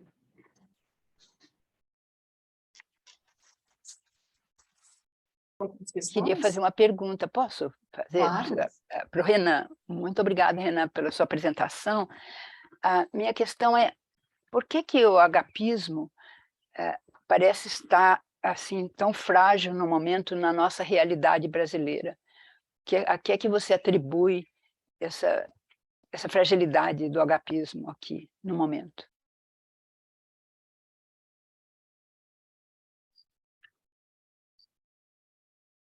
Bom, tem tantos níveis, né, nisso, que a gente tem que mergulhar para entrar nessa questão, mas assim, eu acho que talvez mais gritante, é claro, o uso das redes, sem sombra de dúvida, a forma como as pessoas vêm utilizando as plataformas de comunicação, e a princípio, porque as redes elas começaram a mostrar para a gente uma coisa que a gente evitava, que era o diferente. Então, na nossa vida diária, a gente evitava aquilo que era diferente de nós, né? Participando só das nossas bolhas, dos nossos grupos. Mas aí você começa a ter acesso a essas plataformas e você começa a ver vários outros grupos se colocando, ganhando voz, ganhando, por exemplo, a gente vê a comunidade LGBTQI+, ganhando cada vez mais espaço, e que era uma comunidade que ficava sempre escondida, porque essa vigência, o mainstream da sociedade tentava ignorar. Então, essas novas formas de comunicação que sempre existiram, elas começam a aparecer com mais clareza, mostrando para a gente, olha, há um diferente daquilo que eu sou. Então, isso começa a entrar a gente começa a ficar na defensiva. As pessoas que não querem o acesso ao diferente, né, que não querem sair das suas condições, que fogem do eu, aliás, que querem se prender no eu. Né? Então, pelo menos tem que melhorar isso que eu estou dizendo tudo, mas eu acho que é isso que eu vejo. Eu acho que é um choque muito grande perceber que o mundo é diferente daquilo que eu acredito que ele é. As redes, elas têm trazido isso, por isso que a gente está se fechando em bolhas, inclusive dentro delas. E eu acho que esse é o princípio que está mostrando que a mudança ela é possível. Porque se a gente está tendo que se fechar, está tendo que fingir que não tem outras pessoas falando coisas que eu não acredito, então quer dizer que há uma mudança que está acontecendo. Vai demorar um tempo, mas é por isso que eu sou otimista nesse sentido. Eu acho que as coisas vão se organizar e doa quem doer, a realidade vai cobrar a parte dela. Obrigada. Você quer, Renan, aproveitar e fazer a pergunta que você lançou aqui? Ou no chat? Bom, é que eu fiz ela é uma curiosidade minha, bem simples, na verdade, porque eu sempre vejo a informação sendo apresentada nessa perspectiva persiana como elemento organizador, né? Porque você tem aí os hábitos que entram em choque, enfim, e a informação aparece para regular essa cadeia de hábito que foi abalada, né? Por esse fato anômalo. Mas eu queria entender também como é que fica a questão da informação ser um elemento que traz novidade. Porque se ela traz novidade, então ela também é um elemento de caráter caótico. Então, ao mesmo passo em que ela pode estabelecer os hábitos, ela pode reestabelecer a cadeia de hábitos, ela também pode servir, inclusive, para tumultuar toda a cadeia de hábitos e mostrar, olha, não é esse o caminho. Então, é possível fazer também uma análise mais focada nessa vertente caótica da informação. Essa é a minha ideia, essa é a minha pergunta e eu queria saber o que vocês acham. Eu posso comentar alguma coisa que eu penso, assim, e depois eu peço para a professora me complementar, né? Me ajudar nessa. Eu acho que faz sentido você diz, né? Inclusive, se a gente pensa naquela frase célebre que é um clichê, né, do Bateson, que fala: a informação é a diferença que faz a diferença. Então, a gente pensa que a informação pode ser realmente aquilo que difere, aquilo que destoa, aquilo que foge de uma coisa muito contínua, muito constante, muito homogênea, uniforme. A informação, então, nesse sentido, ela realmente seria algo que cria uma bala, ela cria essa transformação, cria esse choque, cria essa desestabilização daquilo que estava extremamente estabelecido e homogêneo. Só que também é isso engraçado que, de certa forma, o excesso de homogeneização, excesso de igualdade, o excesso se torna a coisa morta também. Os sistemas morrem quando eles se tornam homogêneos, se tornam redundantes demais. Então, a informação ela também apresenta-se com essa coisa que aparece o choque, o diferencial. Então, existem duas formas da morte, não? A dissolução pelo excesso da desorganização e o excesso de ordenamento se torna aquilo rígido, né? Então, a informação, talvez, nesse sentido, ela pode ser um elemento caótico, só no sentido de que inicial, de desestabilizar a coisa. Às vezes é preciso desorganizar para organizar, né? Eu acho que preciso primeiro ter esse choque, essa coisa que desestabiliza, para ela depois criar um novo estado de estabilidade, uma meta-estabilidade. Eu acho que outra questão também que eu penso é que a informação, ela quando ela se coloca, ela não é exatamente uma coisa que, por exemplo, eu estou instável e eu vejo uma coisa que é a informação e depois eu pego ela, absorvo ela e viro organizado. A informação é esse processo do desestabilizar, de estabilizar. Então, acho que a informação se apresenta como um processo de atravessamento, por isso que eu entendo. Ela não é uma coisa, mas essa transformação, esse processo que não é forma, a informação não é forma, mas é transformação, é um processo de mudar de um estado para outro, é um atravessamento, ele é o processo de adaptação de um elemento, de elementos e num sistema.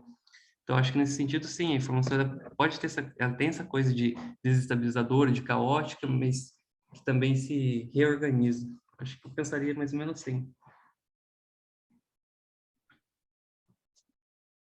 Legal. A Fabíola deixou umas perguntas aqui. Você quer, Fabíola, falar elas? Ou... Eu prefiro ouvir os colegas, porque já fiz uma, né? Então, se quiserem conversar... De repente... Posso fazer uma pergunta para a Fabíola? Pode. Fabíola, obrigado pela sua apresentação. Você falou nessa interação entre os mundos possíveis, contíguos, né? Na perspectiva falibilista, como é que a gente poderia verificar essa hipótese da interação de mundos contíguos?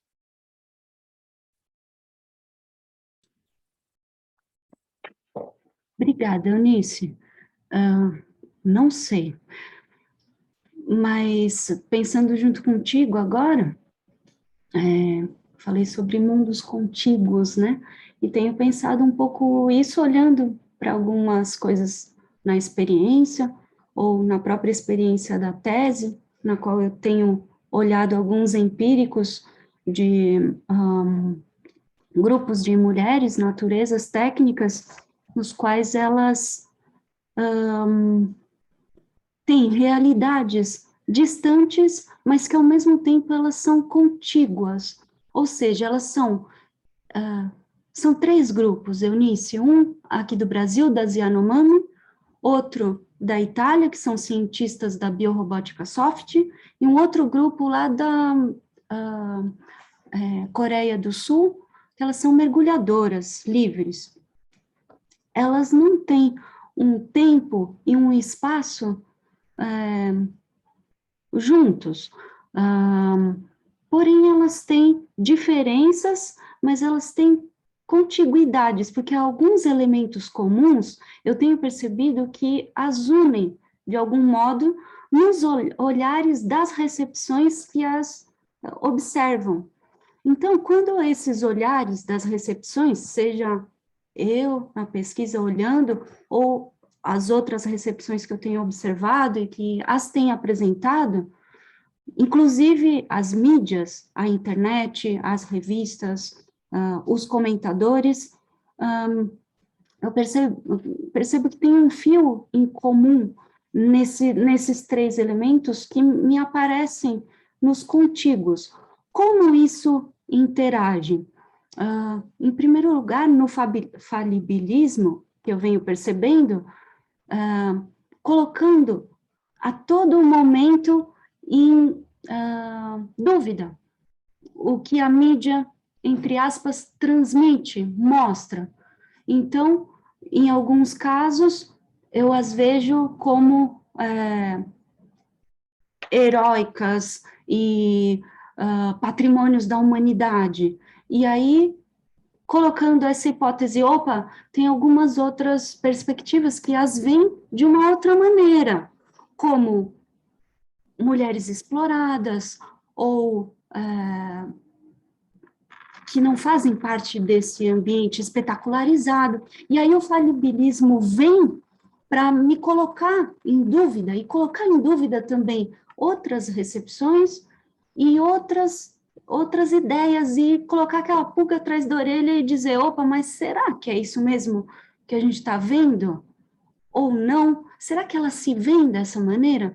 Então, esses contíguos que eu tenho tentado entender um pouquinho, qual que é a diferença de um contínuo, que eu também acho que ele está presente, porque tem uma continuidade na experiência e na mente, no cinequismo, ao que me pareceu, nesse estudo que eu mostrei para vocês, né, uma breve incursão aí de pensar cosmologias, o Big Bang, como é aquele início, mas o Big Bang, ele, assim como essas outras realidades das mulheres, mais humana, natureza, técnicas, eles aparecem, mas o falibilismo não me deixa nunca me acontentar de maneira definitiva com dizer, ok, elas fazem parte de um todo, ou então uma parte das Yanomamis representa todas as mulheres, em um universalismo, em um individualismo, em um antropocentrismo, né? Então, por isso que eu fui olhar para essa questão do Big Bang,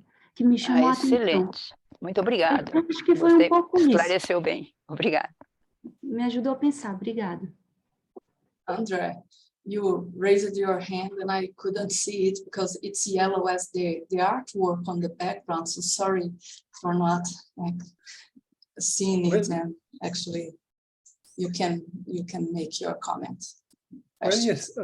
I very much regret that I was not able to attend it all. I just came back from the airport and I had just the time to listen to a little the end of your own paper and that of Renan, and I certainly regret it because I feel it was a magnificent session.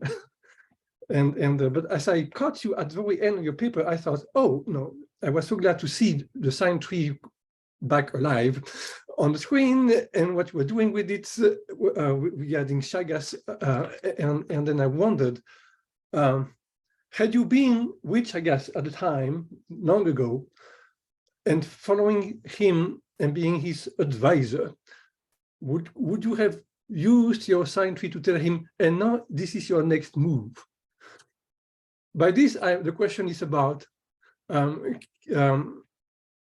could you use the sign tree, which I think you would, to help someone conduct a scientific experiment step by step, and telling them this is what you ought to be, you ought to expect not to see this.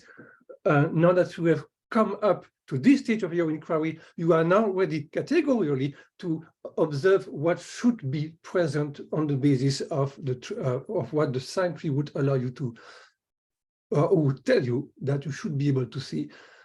In other words, the science tree would tell us what it is that we have not seen yet, but actually, if we learn to look, which means if you learn to ask the question that is asked by the next step, then this will help us see something that we are not ready to see, but actually that is ready to be seen. Yes. Yes.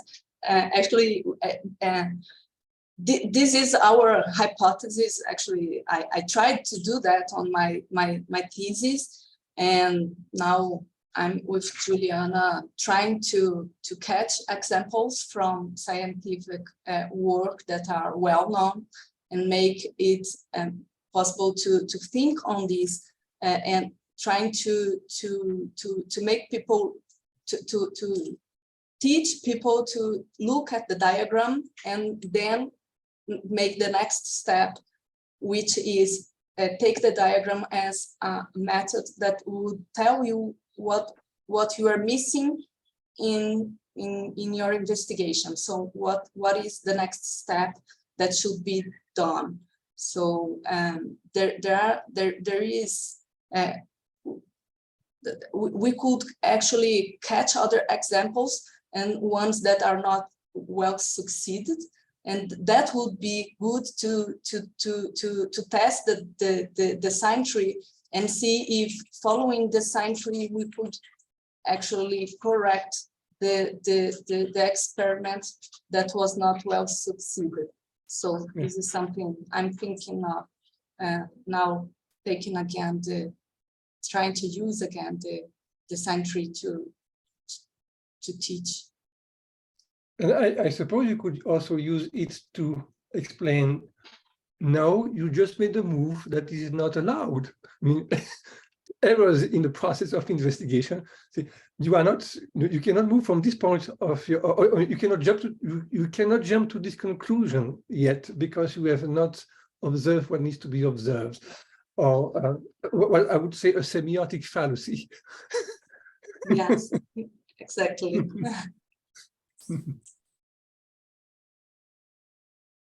Well, thank you. Because I had a question from Renan, but it will be in English, and I don't know whether he could answer in English. But it had to do We can with. try. Okay, because I am intrigued with this. I had not thought about connecting agapism with the pragmatic maxim, and because I was looking at the pragmatic maxim as a theorem, as was explained yesterday brilliantly, and so I wondered.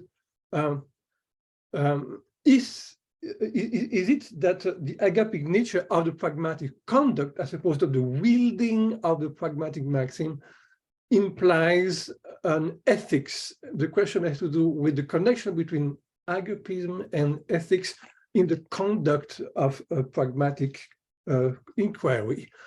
Because one might also think you could certainly have, let's say, you could decide, I'm not going to use a scientific method, I'm going to use one of the other methods, but I will do so ethically with great love for the tenacity, whether individual or social or rational.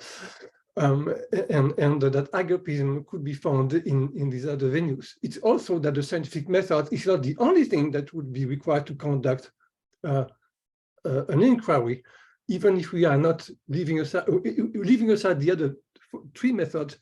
There are other ways of looking at reality agapically without being a scientist and yet getting the reality. Say, philosophically, for instance.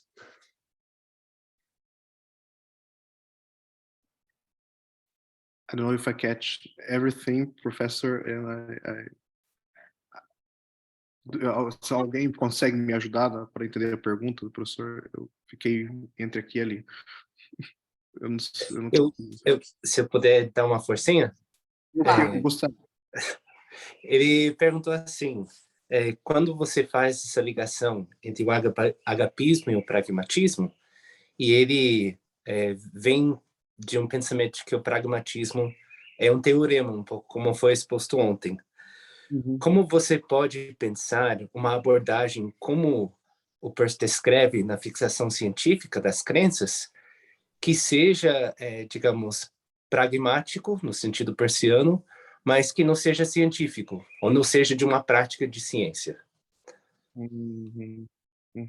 Você, Priscila, eu acho que foi isso. Tá. Eu posso falar em português para ver se eu consigo organizar, porque em si já é uma questão difícil, né? Se me ajuda daí. Eu realmente preciso pensar com muito cuidado, né, para poder responder. Eu penso que começa pelo fato de entender que a conduta científica, ela não é uma conduta laboratorial nesse sentido, mas ela passa por uma ideia de uma forma de vida. Entender a ciência como uma forma de vida. A gente produz, a gente usa a abdução, dedução e indução também nas questões do dia a dia. Então, se eu não vou tentar me aprofundar para não me comprometer mais com o professor, então eu vou dizer que o caminho seria entender a conduta científica também como uma forma de vida e não apenas dentro de uma concepção laboratorial. Mas, por favor, diga a ele que eu vou escrever a ele para que ele possa me dar uma ajuda nessa luz, porque isso me interessa bastante. Se você puder traduzir, Ryan, eu agradeço. Professor Andre, he said that it's a question that needs to be thought with a lot of care, and that he's definitely going to enter into contact with you to deepen this question. But he thinks that the way forward on this question is to think of scientific conduct not only as a laboratorial or experimental exercise, but as kind of like a way of life, in that the sense of abduction, deduction, induction, these are things that we do in our day-to-day, and that could be a kind of a scientific paradigm, but not necessarily within a scientific practice. Mais ou menos, Heather. Ryan, você estava com a mão levantada? Você quer fazer uma pergunta?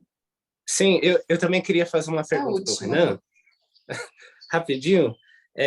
Quando a gente pensa desse processo de passar do choque de alteridade para a terceiridade agápica, eu fiquei pensando nessa dinâmica das categorias, e que o que faz com que esse choque que caracteriza a alteridade sem mediação possa ser uma realidade mediada, né? E eu lembro daquele texto do Peirce, Man as a Sign, né? Um signo que já inclui essas duas realidades que antes eram apenas coexistentes, né, na alteridade. E se a gente olhar a história, nem sempre esse processo se dá, né? Às vezes nós temos momentos em que a alteridade não foi superada, ou as coisas não entraram em relação. Então, como que você vê essa questão de passar da segundidade para a terceiridade, se é garantido ou se é uma coisa que precisa ser construída? Eu estou muito confortável com os teores das questões que estamos fazendo. Gostaria de agradecer, assim, porque estão me deixando um pouco pensativos até demais aqui. Mas eu confesso, Ryan, que é uma questão também para não se responder em um minuto, mas de fato, né, parece que há momentos em que a autoridade se coloca, talvez tentando trazer para a nossa condição, né, trazendo para a ideia da própria ciência. Me parece que se a gente não superar essa posição, né, qual é o caminho nosso? O caminho nosso seria, de fato, a extinção. Mas eu acho que pensar na extinção, dentro de termos humanos, ela ainda é muito, muito... É uma ideia muito longe. Talvez se a gente pensar... Se a gente abrir um pouco o foco, né, e olhar para a questão da realidade como tal, a extinção humana poderia ser uma condição agáfica, mas aí a gente teria que olhar para uma perspectiva um pouco mais ampla, né? Não sei se é isso. Vamos olhar um pouco mais para nós aqui, para a gente ter um pouco de otimismo, né? Agora, como que isso acontece, de fato, eu acho que toda nosso, olhando para tudo que foi falado aqui hoje, a resposta pode ser concretizada dentro das perspectivas que cada um apresentou. Eu acho que o processo informacional ele é muito importante nesse ponto, né, para poder mostrar como que a alteridade ela está influenciando ou não e como que é superá-la. E eu acho que o ponto principal aqui é que, pelo menos nessas discussões das redes, o que nós vemos imperar? Um interpretante emocional muito forte, né?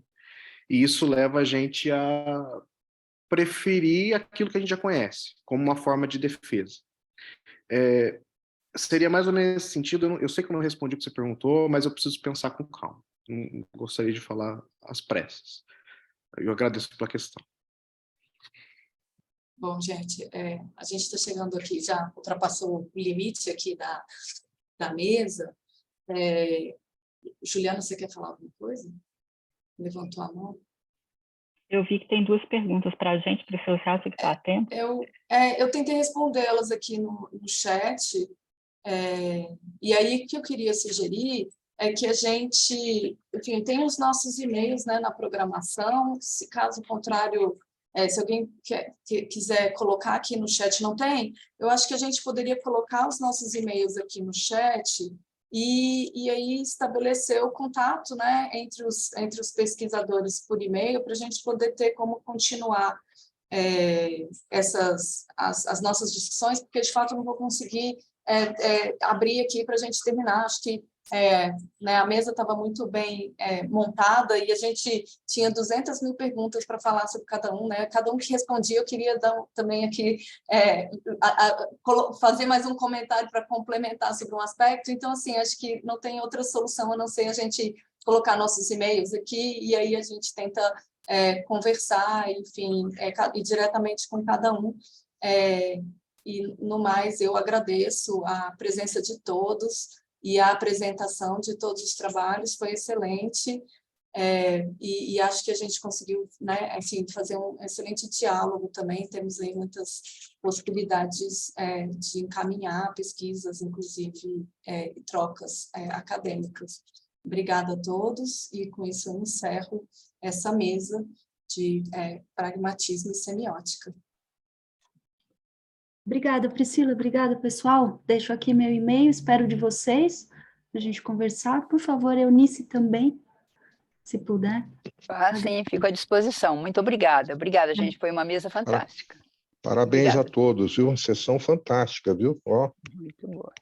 Parabéns. Eunice, tem que falar com você sobre a Rosa Calcaterra, viu? Sim, sim.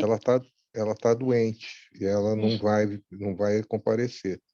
Então, tem um aluno dela, italiano, um aluno dela, vai ler o texto dela e apresentar o texto dela e você comenta normalmente. Assim, depois eu já tenho os abre comentários, desculpa, eu já tenho os comentários que eu queria encaminhar para ela. Eu estou sem o endereço, mas se você passa, eu já passo as perguntas para ele e para ela, talvez se ela tiver condições de já responder algumas assim por escrito, ele pode ler também. Vou passar. Você tem o endereço dela, não? Não tenho, esse que eu queria. Eu vou passar por e-mail o endereço dela, você passa para ela, ela passa para ele, porque ela está em contato com o menino lá. Tá bom. Que pena, não? Tá bom, Uma pena. Ela lamentou muito, mas foi uma maneira de manter a sessão dela, né? Tá certo? Tá bom, então. Obrigada. Obrigado. Tchau, tchau.